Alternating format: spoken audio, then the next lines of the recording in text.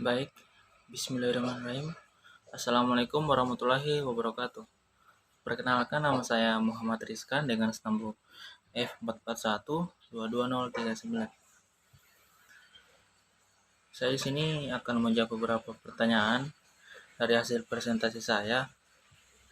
Yang pertama itu pertanyaan dari Muhammad Khalik Walfikrah dengan stambuk F441-22006.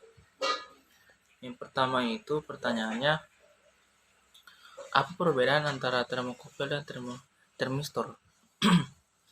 Langsung saja saya jawab.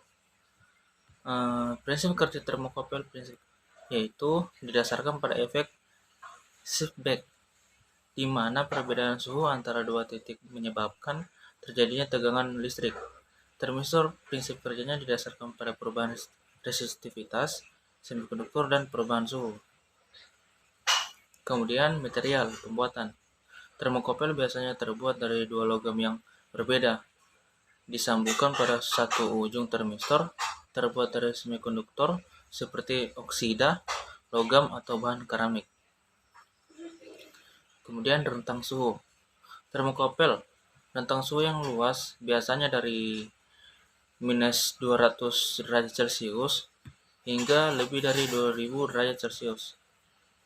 Kemudian termistor rentang suhu yang lebih terbatas biasanya dari minus 50 derajat Celcius hingga sekitar 250 derajat Celcius. Kemudian kegunaan. Termokopel cocok untuk pengukuran suhu dalam rentang suhu yang sangat luas, tahan terhadap suhu tinggi. Termistor lebih cocok untuk aplikasi yang memerlukan sensitivitas tinggi terhadap perubahan suhu dalam rentang suhu yang lebih sempit. Kemudian pertanyaan yang kedua dari Muhammad Walfikrah itu, contoh termokopel dalam kehidupan sehari-hari.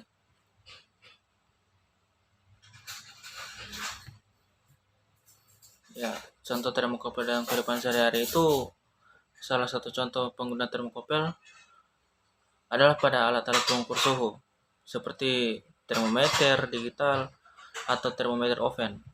Termokopel digunakan dalam termometer untuk mengukur perbedaan suhu menjadi sinyal listrik yang kemudian ditampilkan sebagai suhu pada layar. Misalnya, termokopel dapat digunakan dalam termometer digital yang digunakan untuk mengukur suhu tubuh manusia, atau dalam termometer oven untuk mengukur suhu dalam proses memanggang atau memasak. Kemudian pertanyaan selanjutnya dari Muhammad Gaddafi dengan stambuk F441-22055. Pertanyaannya itu, mengapa tegangan yang dihasilkan termokopel sangat kecil? Mungkin langsung saya jawab pertanyaannya. Tegangan yang dihasilkan oleh termokopel relatif kecil karena efek shift back yang mendasarinya menghasilkan potensial listrik yang proporsional terhadap perbedaan suhu antara dua titik termokopel. Perbedaan suhu yang relatif kecil antara dua titik pada termokopel menghasilkan tegangan yang kecil pula. Oleh karena itu, untuk mendapatkan tegangan yang cukup besar untuk pengukuran yang akurat, kadang-kadang beberapa termokopel dihubungkan secara serangkaian atau dengan penguat sinyal untuk meningkatkan tegangan keluaran.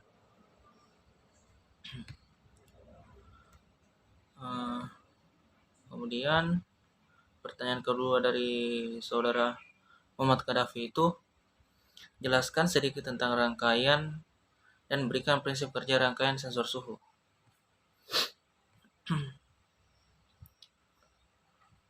Mungkin langsung saya jawab. Pada rangkaian saya itu, nilai potensiometer di setting 18% dari 2 kilo ohm pada temperatur di bawah 36 derajat Celcius. Itu di bawah 36 derajat Celcius itu LED hijau menyala, LED 1. Kemudian pada temperatur 36 derajat Celcius dan seterusnya itu ke atas, itu red merah menyala. Kemudian beberapa prinsip kerja dari sensor suhu itu Ada beberapa cara, seperti yang pertama itu penguat sinyal. Dia bisa sebagai penguat sinyal. OPM digunakan sebagai penguat untuk meningkatkan amplitudo sinyal keluaran sensor suhu. Ini memperbaiki sensitivitas pengukuran suhu. Jadi ini salah satu kegunaan OPM dalam sensor suhu.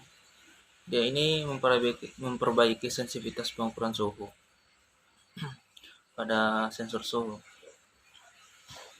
Kemudian pembanding. OPM membandingkan tegangan keluaran sensor suhu dengan tegangan referensi. Ketika tegangan sensor suhu melewati ambang tertentu, OPM akan memberikan keluaran yang mengaktifkan perangkat lain, seperti pemicu atau relay untuk mengontrol suhu. Kemudian yang ketiga, penyaring. OPM digunakan dalam rangkaian filter untuk menyaring noise atau sinyal gangguan yang dapat mempengaruhi akurasi pengukuran suhu. Kemudian yang keempat, stabilisasi. OPM digunakan dalam umpan balik untuk memastikan stabilitas dan kendalan pembacaan suhu. Ini sering digunakan dalam aplikasi di mana perubahan suhu ekstrim terjadi. Kemudian yang kelima, integrasi atau diferensiasi. Dalam konfigurasi yang lebih kompleks, OPM dapat digunakan sebagai integrator atau diferensiator untuk menghasilkan respons yang sesuai dengan perubahan suhu sering waktu. Ini dapat berguna dalam aplikasi yang memerlukan pengukuran suhu jangka panjang atau pengendalian suhu posisi.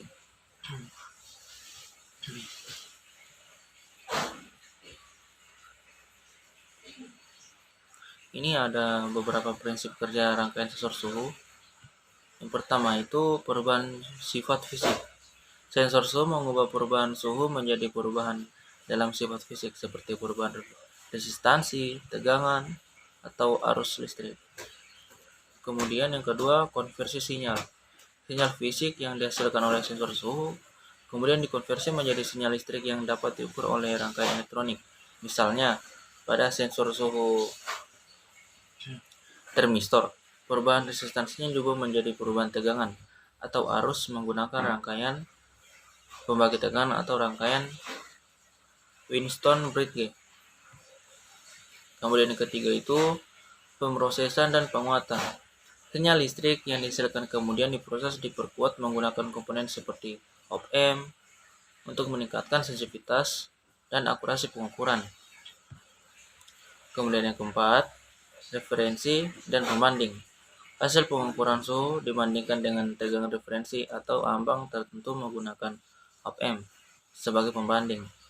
Ini memungkinkan sistem untuk mengambil tindakan berdasarkan nilai suhu yang diukur.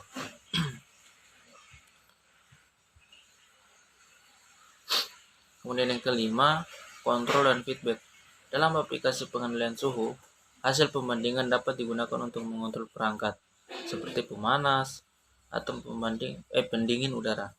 Untuk mempertahankan suhu dalam rentang didinginkan, OPM dapat digunakan dalam loop umpan balik untuk memastikan respons yang cepat dan stabil terhadap perubahan suhu. Mungkin itu saja tadi jawaban dari saya dari beberapa pertanyaan saudara Mukalik Walfikra dan Muhammad Gaddafi. Bila ada salah kata, tolong dimaafkan. Saya tutup dengan membacakan Assalamualaikum warahmatullahi wabarakatuh.